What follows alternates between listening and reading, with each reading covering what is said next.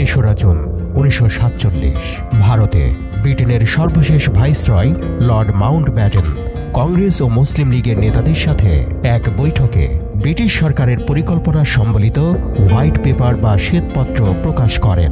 শ্বেতপত্রে ভারতবর্ষ বিভক্তির রূপরেখা তুলে ধরা হয়েছিল। ওই বৈঠকে সব দলের নেতৃবৃন্দ পরিকল্পনা মেনে নেন। 15ই আগস্ট 1947 দ্বিজাতি তত্ত্বের ভিত্তিতে অর্থাৎ ধর্মের ভিত্তিতে দুটি পৃথক রাষ্ট্র গঠন করা হয়, ভারত এবং পাকিস্তান। 17ই আগস্ট 1947 মুসলিম লীগের প্রধান মোহাম্মদ আলী জিন্নাহ পাকিস্তানের প্রথম রাষ্ট্রপ্রধান হন। 17ই আগস্ট পাকিস্তানের করাচিতে গভর্নর জেনারেল হিসেবে শপথ নেন। ঢাকায় বিভিন্ন সড়কে সেদিন আতশবাজি পোড়ানো হয়েছিল।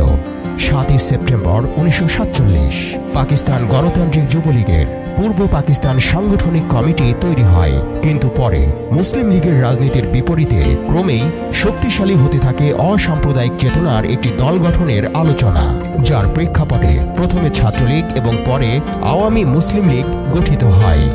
4 জানুয়ারি 1948 ছাত্রলীগ প্রতিষ্ঠিত হয়। ঢাকা বিশ্ববিদ্যালয়ের ফজলুল হক হলের অ্যাসেম্বলি হলে নতুন প্রতিষ্ঠিত দলের নাম রাখা হয় পূর্ব পাকিস্তান মুসলিম ছাত্রলীগ। 1955 সালে এই নাম থেকে মুসলিম অংশটি বাদ দেওয়া হয়েছিল।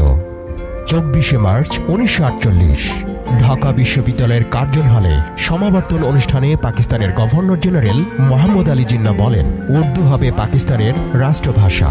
অনুষ্ঠানে জিন্নাহর বক্তব্যের সঙ্গে সঙ্গে কার্জন হলে উপস্থিত ছাত্রদের একটি অংশ তখনই নো নো বলে প্রতিবাদ জানায়।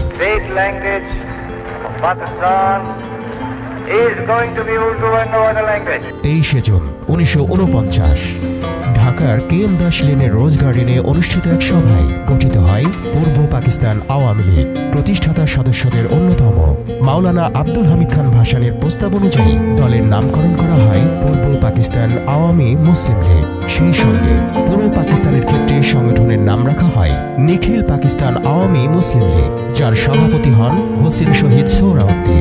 তরুণ নেতা শেখ মুজিবুর রহমানকে দলটির যুগ্ম সাধারণ সম্পাদকের দায়িত্ব দেওয়া হয়।